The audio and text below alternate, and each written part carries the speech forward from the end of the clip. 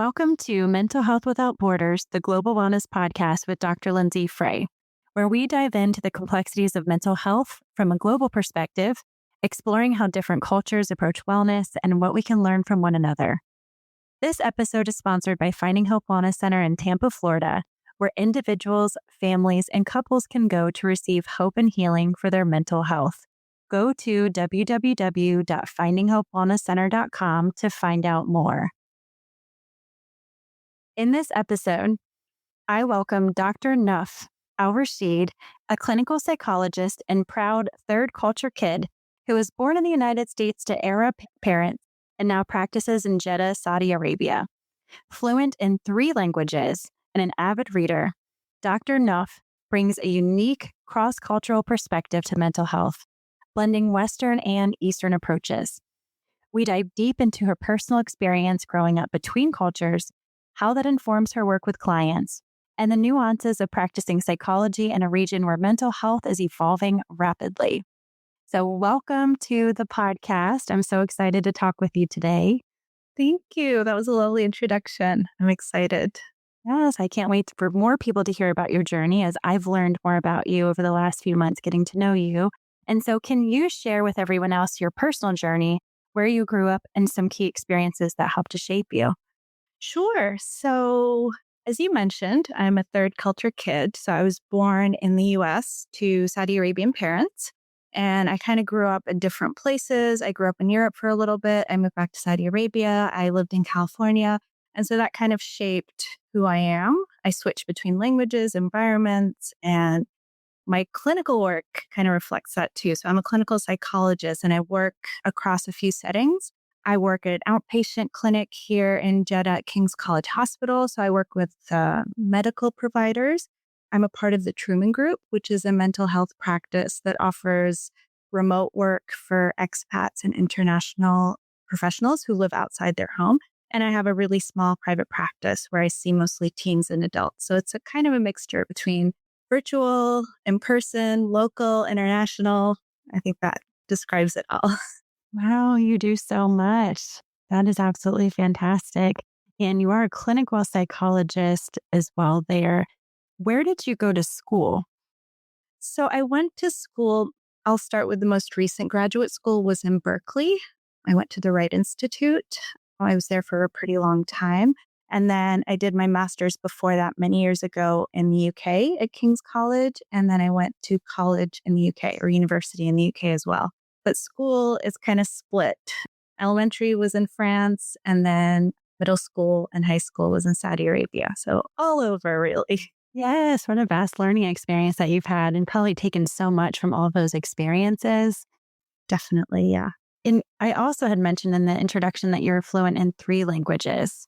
Which languages are those? Right. Yes. So I speak English and Arabic and French. I would say French is probably not as fluent as the other 2, but we're working on it. Mm-hmm. Okay. English, Arabic. That's fantastic because that also allows you to be able to work with people from different populations as well, correct? Yeah, definitely. So I do therapy in Arabic and English mostly. Okay.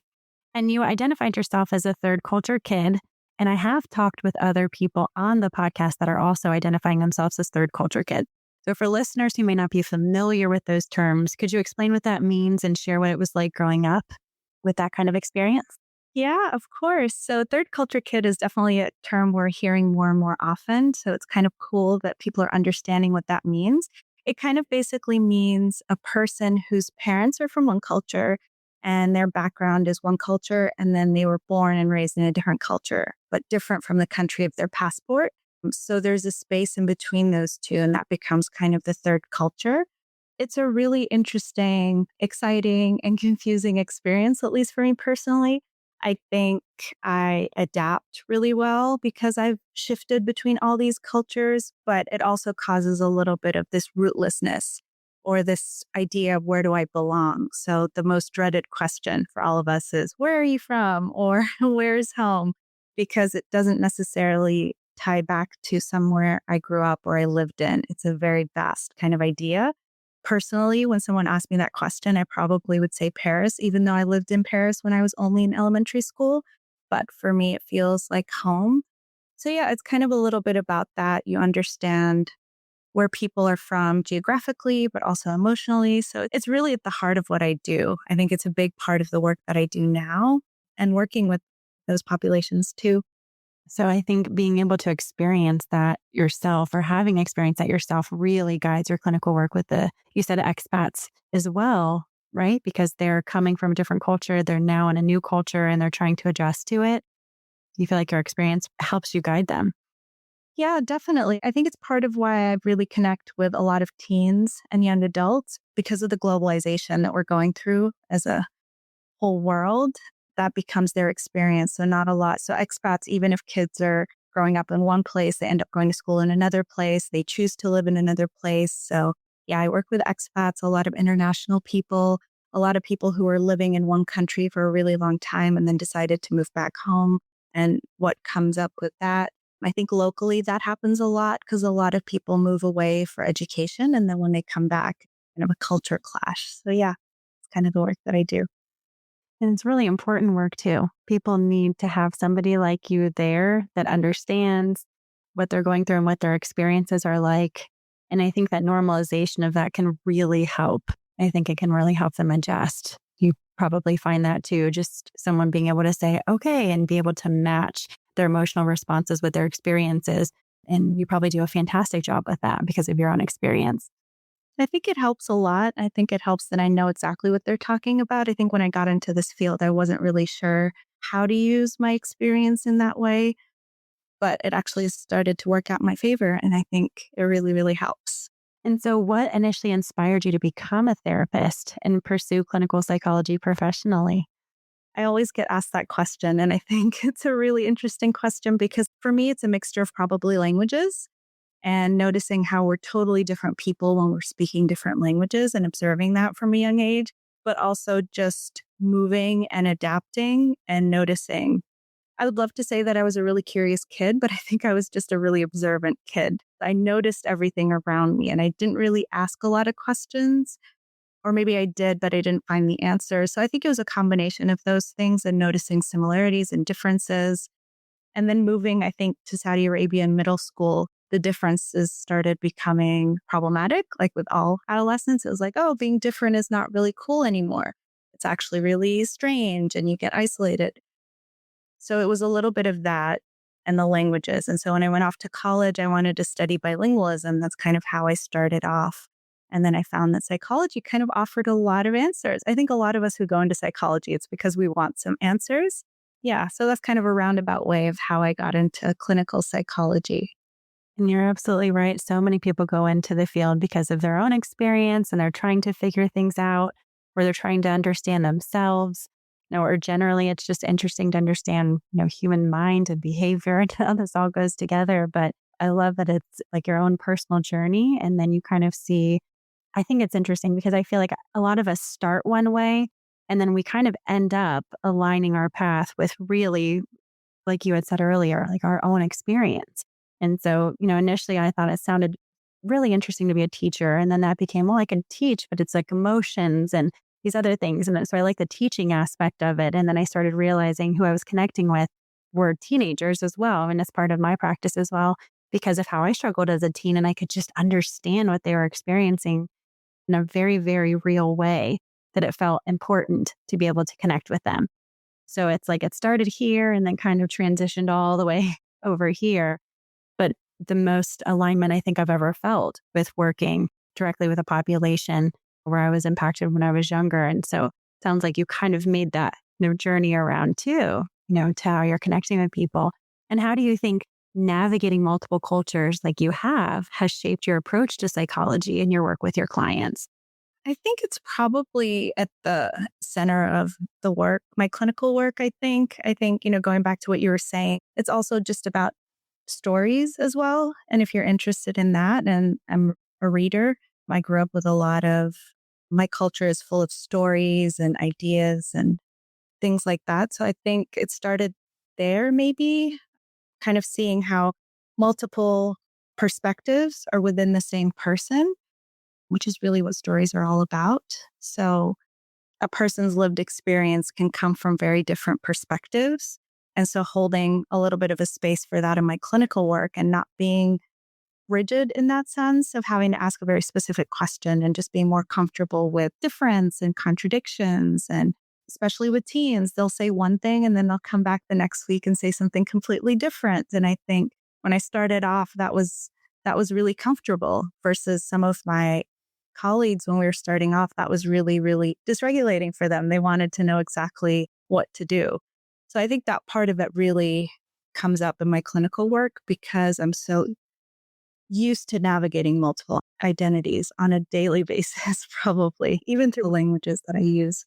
And what are some of the most prevalent mental health issues that you are observing? Because you are working with a unique population set, and we're talking about different population sets that you do work with in your different clinical work. But are you noticing some patterns or consistent mental health struggles that are coming up in one or more of those populations? I think it depends on where my clients are located. That kind of dictates what I see. I think generally what we're all seeing is there's more anxiety in general and intolerance of a lot of different things. And I see that in different settings, but I think it depends. So locally, I would say a lot of the common things that I see is difficulty with emotional expression. That's kind of standard. A lot of people, and that comes from, I think, culture, stigma. I think more people are more open to coming to therapy, but not necessarily understanding what that entails. So I see a lot of that, of just hesitancy, identity issues, things like that. I think with the expat community or the community that I see outside of Saudi Arabia, it's mostly a lot of identity stuff because I work with a lot of teens and young adults. Who am I? What am I going to do? Where am I going to go off to college? I think that's on the basic level. I also work with a lot of trauma. So I think that's common everywhere, a lot of very difficult trauma, depending on where clients are located again. But yeah, mental health is changing so much, as you know, with the younger population and with globalization and internet and all of these things. So at least locally, I see more people coming into therapy, which is really cool, especially in that teen to early adult range. Everyone is more open to it. They don't really know what it is, but they come in with this idea of like, I need a therapist, which is really exciting to see. Yeah, so you're finding that more and more people are becoming more open to it and are maybe trying it for the first time that might not have tried it before.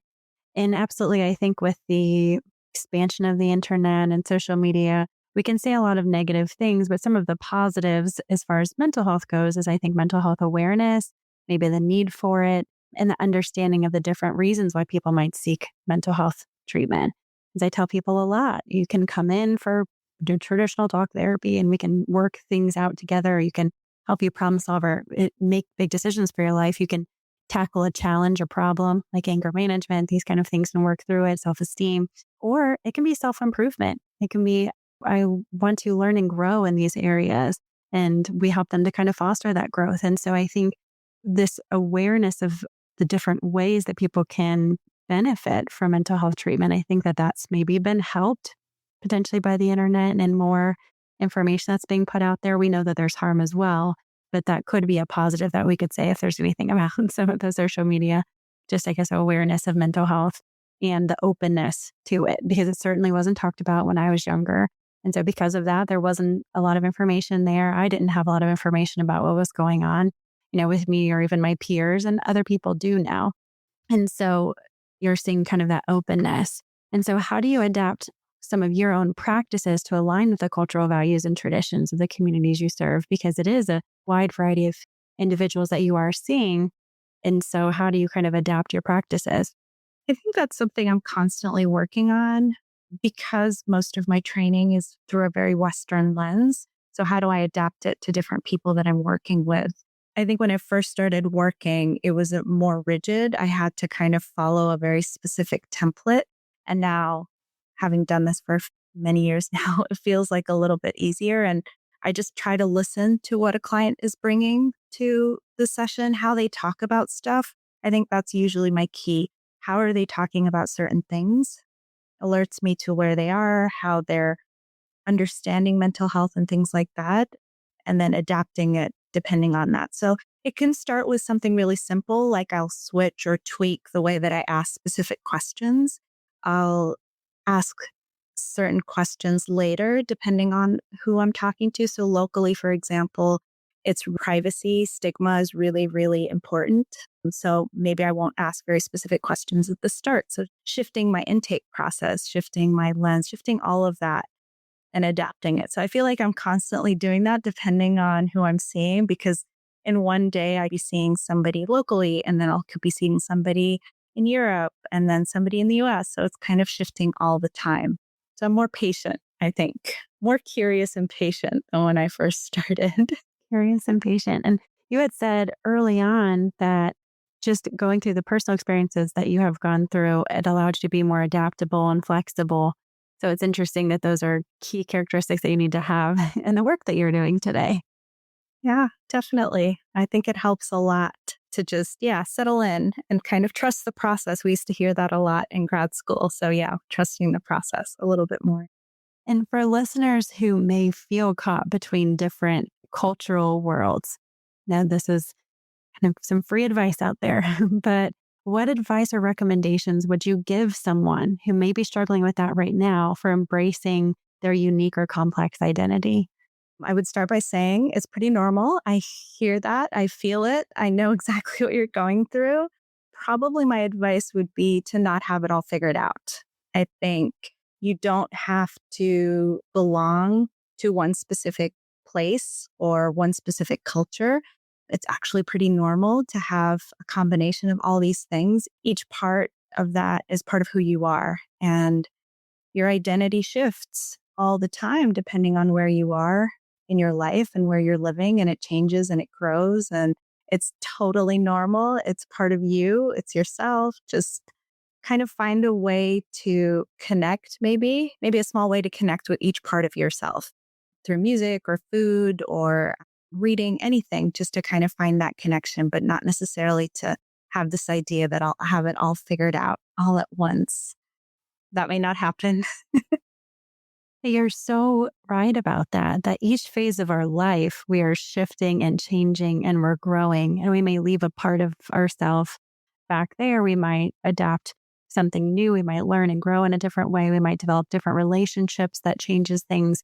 And so that part of the process is pretty universal. But I love that you had said, take each part and each part creates just like a unique part of you versus I am split into these different sections. It's no, it's you have each part that is unique to you. And so you can put all of those parts together to have a complex but unique identity of you. So it's not about the places, it's about what you are taking from each place and then adapting to your own identity. And so not finding the identity in the location, right? But maybe finding the identity in the experiences in the location that then create you as a whole and unique person. To have a little bit more integration, I think, maybe. Have more integration. But then, like you said, still kind of taking in this language or this culture, or this, like these things still feel good to me because each part of them are a part of me. I think it's really beautiful. And I think it's so important that you're helping people with that. And so, what do you think in your practice are some of the biggest misunderstandings about mental health that you may come across? I think things that I hear pretty regularly is the idea that if I have a mental health issue or mental health problem, it's the idea that I'm messed up some way or I need to fix it. This idea of fixing it always comes up, or the idea that you have to deal with it on your own and not talk to anyone or not ask for help. So I usually get people who say, I tried to figure it all out and I can't do it. And now I'm here. And it's usually a collapse of some sort. So people thinking that therapy is only for a really big crisis or a really big issue or a really big diagnosis. Like I get asked that quite a bit of what do you think my diagnosis is? Rather than therapy can be, like you said, for everyday stuff. It could just be about feeling lost or relationship stuff or figuring out where you want to go next. It doesn't always have to be this big, huge thing. It could be in support of whatever you're going through, but it could also be for the bigger stuff too, not just that. But yeah, those are the biggest things that I keep hearing from all ages. It's not even just from younger kids. You're right. And so I think the awareness definitely helps to open up those discussions and so that people have more knowledge and then they know that they can seek help for what they need. I'm also wondering, do you think that virtual has helped more people come into therapy because of stigma? I think so. I think it's helped a lot. I think when we first started it, at least for me, it started during the lockdown and COVID. So it was a really strange kind of medium to work in. But 5 years since then, it just feels so much easier for me. I think clients show up more regularly. I think it's just made it more accessible and easier. And also for that stigma, they're not going anywhere. They can just be in their home office doing a session. So they don't have to go into a clinic. They don't have to book an appointment. Everything is so much easier. Yeah, I think it's made it a lot easier for all of us. I had a lot of issues with it at the start. It felt really, really tough, but we adapted, all of us, I think, to some extent. And now I can't think of doing it differently. It Hmm. feels part Right. of what we do now. It really does. And I agree. I had the hardest time with it at the beginning, just understanding how we were going to have that person to person connection that we do in the office. But now, if it's used as a tool and in the right way, and for people that maybe, yes, they don't feel comfortable getting out and going, or they don't have time to get out and go, and they can do this on their lunch break or before or after work in their own home.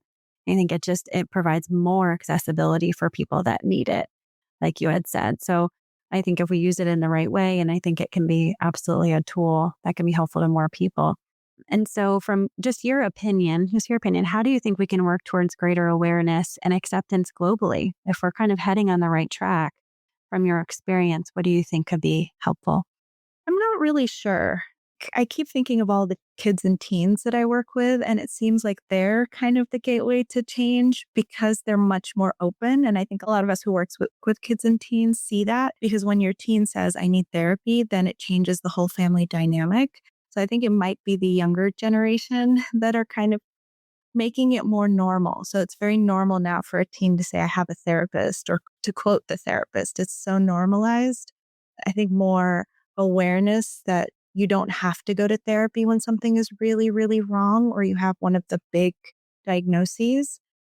Globalization is really working towards that. You can just ask AI and know all these different things now. I'm not really sure how we can shift it, but I think I've noticed a huge change in the past 5 years with the population that I work with. There's so much more openness, I think. Yes. And I do want to say that even conversations like this, it's one of my goals and one of my hopes is to take mental health awareness on a global scale so that more people can hear about it, understand it, so that they just can know more about mental health access. Because I do think that people know virtual exists, but if they can hear that they can do this literally across the globe and not leave their home, and there's a safe place for them to be able to discuss this or just to try it if they never have. I think just the discussions that we're having help to also create the knowledge and the awareness to hopefully give people access and information to seek help in all of the unique territories. And so I'm hoping, just even for a podcast like this, that will help bring the mental health awareness and the access to more people. But you're right. I think the next generation as well, they're so open to it. I can't tell you how many of my clients say, oh, yes, I love telling people I have a therapist.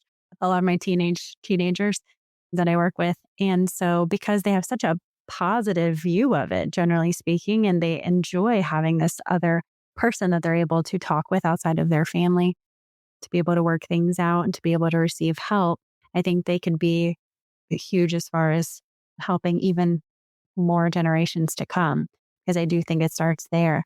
And so we know as givers and people that are kind of giving out and we're helping a lot of people, you can have a high rate of burnout and struggle just yourself just because you're giving so much. So how do you personally take care of your own mental health and wellness, especially working with cross-cultural environments or in cross-cultural environments, but how do you take care of your own? I think this is probably one of our biggest struggles as psychologists. We always try to figure out how to prioritize what we need, and it's really hard. I think it gets really intense sometimes. So, one of the things probably that helps a lot for me is having friends who are also psychologists and getting to talk to them very specifically about my burnout or the intensity helps a lot. It resets quite a bit. I'm a big reader. I read quite a bit and it's all fiction and nothing serious. It's all just random things. And I like movement as well. So I like going to the beach, things like that. I think it helps reset quite a bit.